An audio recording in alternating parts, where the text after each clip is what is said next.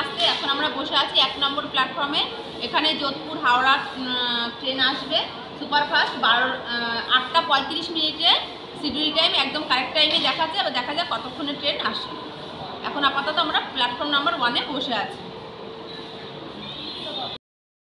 12308 Jodhpur Howrah superfast এক্সপ্রেসে করে আমরা আগ্রা ফোর্ট থেকে বাড়ির উদ্দেশ্যে রওনা দেবো, অর্থাৎ হাওড়া স্টেশনের উদ্দেশ্যে। ট্রেনের টাইম 8টা 35 সকালবেলা। এখন বাজে 8টা 3 মিনিট। আর কিছুক্ষণের মধ্যে ট্রেন চলে আসবে প্ল্যাটফর্ম নাম্বার 1-এ। ট্রেনের অপেক্ষায় আমরা এখানে বসে করছি। আপনারা আগ্রা বেড়াতে চাইলে কোথায় এসে থাকবেন তার হোটেলের ভিডিও আমরা আর কিছুদিনের মধ্যেই আমার চ্যানেলে দিয়ে দেব। আপনারা চাইলে ভিডিওটি দেখে সেই হোটেলে থাকতে পারেন। তবে আমরা এখানে এখন আগ্রা বেড়াতে আসিনি, আমরা গেছিলাম কাশ্মীর বেড়াতে। কাশ্মীর থেকে টানা জম্মু থেকে হাওড়া পর্যন্ত না গিয়ে একটু ব্রেক জার্নি করে বাড়ি ফিরছি। অনেকে দিল্লিতে নামে, তবে আমি নেমেছিলাম আগ্রাতে। ট্রেনের অ্যানাউন্সমেন্ট হয়ে গেছে। যোধপুর হাওড়া সুপারফাস্ট এক্সপ্রেস 1 নম্বর প্ল্যাটফর্মে চলে এসেছে। আর আমাদের স্লিপারের টিকিট করা আছে 590 টাকা আগ্রা ফোর্ট থেকে হাওড়া স্টেশন পর্যন্ত। আমাদের সিট পড়েছে S2-তে। এবার চলুন আপনাদের S2-তে উঠে আমি আপনাদের দেখাচ্ছি ট্রেনের ভেতরের অবস্থাটা ঠিক কেমন। প্রথমের দিকে সব চলে যাচ্ছে এসিগুলো, তারপরে শেষের দিকে পড়ছে স্লিপার ক্লাস। এখন স্লিপারে 12 জায়গা, মাত্র 6টি কোচ। আর আমাদের কোচ নাম্বার S2। একই এ বাবা, এই লোকটা তো মনে হচ্ছে ট্রেনে উঠে পড়ছে এক্ষুনি। চলন্ত ট্রেনে উঠে পড়লো। বাপরে বাপ, কী হবে?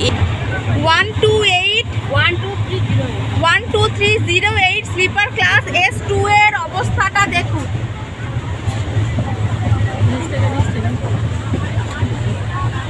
এটা উপরের অবস্থা।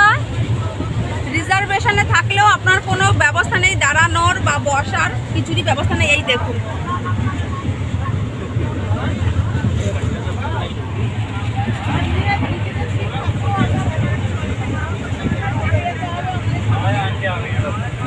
এখান থেকে আর বেরোতেই পারছি না। যে সামনে সিচুয়েশনটা দেখাবো, সিট আছে তবুও আর থাকতে পারছি না। এবার নেমে যাবো। সামনে টুল আসছে, টুল লেবার আমরা নেমে যাচ্ছি। আর এখানে মা নিচে বসে আছে। কিন্তু যদি স্লিপারে যান তাহলে আপনাদের অবস্থা এরকম হবে। এবার আমরা স্লিপার থেকে কোনো মতে প্রাণ বাঁচিয়ে নেমে পড়লাম।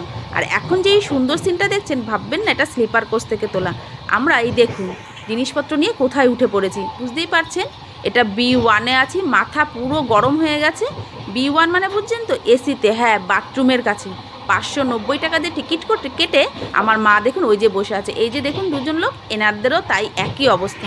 এখানে দাঁড়িয়ে দাঁড়িয়ে এবার আমাদের বাড়ি ফিরতে হবে। একদম জঘন্যতম অবস্থা রেলের। কোচ কমিয়ে দেওয়ার ফলে এত খারাপ অবস্থা হয়েছে কি বলবো।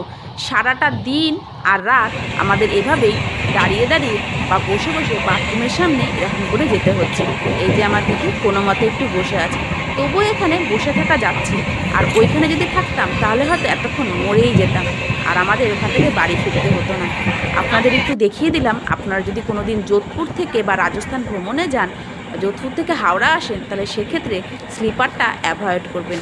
আপনারা চাইলে একটু বেশি টাকা দিয়ে হয় ফ্লাইটে যাবেন, আর তা না হলে এসিতে আসবেন। তবুও তো প্রাণে বাঁচবেন, টাকাটা তো বড় কথা নয়। প্রাণে বেঁচে বাড়ি ফেরাটাই বড় কথা। আজকের ভিডিওটা এই পর্যন্তই। একটা সতর্কবাণী আপনাদের উদ্দেশ্যে দিয়ে দিলাম। ভিডিওটি আপনাদের ভালো লেগে থাকলে প্লিজ লাইক, শেয়ার, কমেন্ট করবেন। যদি এখনও পর্যন্ত চ্যানেলটিকে সাবস্ক্রাইব করে না থাকেন, অবশ্যই চ্যানেলটিকে সাবস্ক্রাইব করে পাশে থাকা বেল আইকনটি প্রেস করে দেবেন।